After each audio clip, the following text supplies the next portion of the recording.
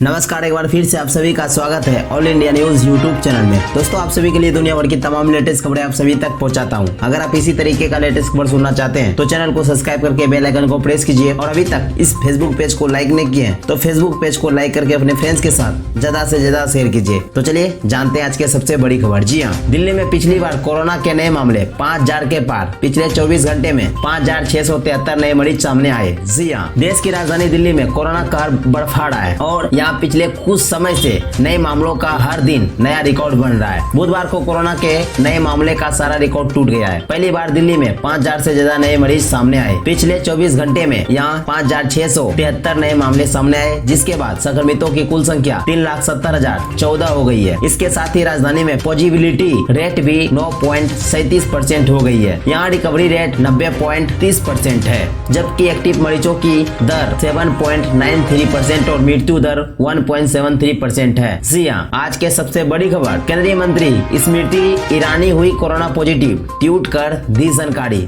जी हाँ, केंद्रीय मंत्री स्मृति ईरानी पॉजिटिव हो गई है। उन्होंने ट्वीट कर इसकी जानकारी दी है। अपने संपर्क में आए लोगों से जल्द कोरोना टेस्ट करवाने का आग्रह किया है। यूपी के अमेठी से सांसद और केंद्र सरकार में कर्फा मंत्रालय व महिला एवं बाल विकास मंत्रालय की अहम जिम्मेदारी संभाल रही स्मृति ईरानी ने ट्वीट कर लिखा है। जी हाँ, आज के सबसे बड़ी खबर, बिहार में वोटिंग लाइव। शाम 6 बजे तक 53.54% वोटिंग, 2014 के मुकाबले 3% ज्यादा, लेकिन पिछली बार से 2% कम। जी हाँ, बिहार में आज पहले फेज में 71 सीटों पर वोटिंग खत्म हो चुकी है। शाम 6 बजे तक करीब 53.54% मतदान हुआ। फाइनल आंकड़े रात तक आएंगे। इन 71 सीटों पर 2015 विधानसभा चुनाव में 55.11% वोट पड़े थे। लोकसभा चुनाव में इन सीटों पर 53.54% वोट डाले गए थे। 2010 के विधानसभा चुनाव में इन पर 50.67% वोटिंग हुई थी। यानी इस बार वोटिंग 2015 के मुकाबले करीब 2% कम और 2010 के मुकाबले करीब 3% ज्यादा है। जी हाँ, आज के सबसे बड़ी खबर, डीयू विवाद। राष्ट्रपति ने दिल्ली यूनिवर्सिटी के वीसी प्रोफेसर योगेश त्यागी को सस्पेंड किया, पद के दुरुपयोग का आरोप।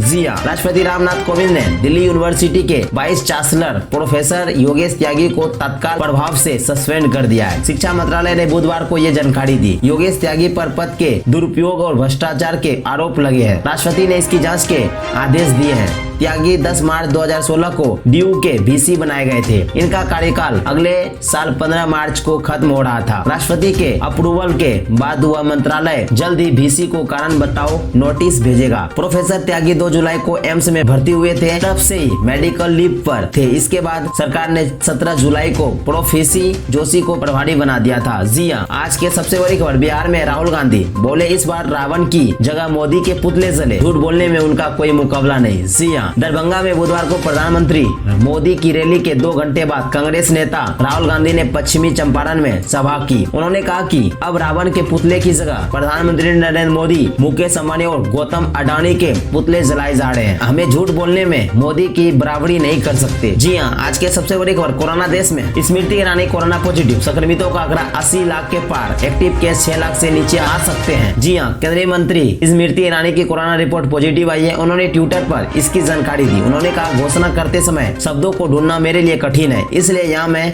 आसान शब्दों में कह रही हूँ, मेरी कोरोना रिपोर्ट पॉजिटिव आई है। जो लोग मेरे संपर्क में आए हैं उनसे अपील है कि वो जल्द से जल्द खुद की जांच करवा लें। जी हाँ, देश में अब तक कोरोना संक्रमण के 80 लाख से ज्यादा केस पार हो चुके हैं।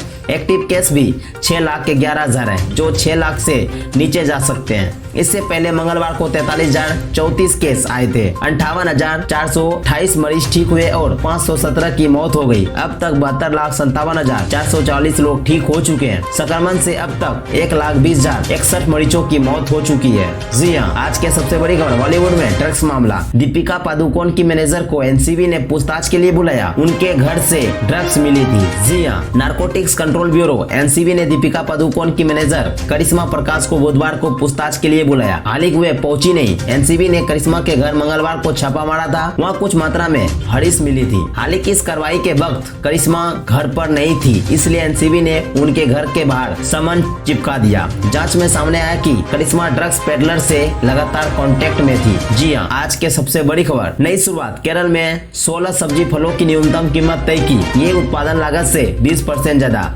ऐसा करने वाला देश का पहला राज्य। जी हां, केरल देश का पहला राज्य बन गया है जहाँ किसान किसानों के लिए फल सब्जियों के न्यूनतम दाम तय किए गए हैं। दाम उत्पादन लागत से 20% ज्यादा होगा। फिलहाल सरकार ने 16 फल सब्जियों के दाम तय किए हैं। इसके अलावा खाने पीने की 21 चीजों पर MSP तय की गई है। योजना 1 नवंबर से लागू होगी और तब तक राज्य में उत्पादित सभी सब्जियों के दाम तय कर दिए जाएंगे। जी हाँ, अगर ये वीडियो आपको पसंद आया तो वीडियो को लाइक कीजिए, अपने दोस्तों के साथ ज्यादा से ज्यादा शेयर कीजिए और अभी तक अपने चैनल को सब्सक्राइब नहीं किया और आप चाहते हो इसी तरीके का वीडियो देखने के लिए तो चैनल को सब्सक्राइब करके बेल आइकन को प्रेस कीजिए।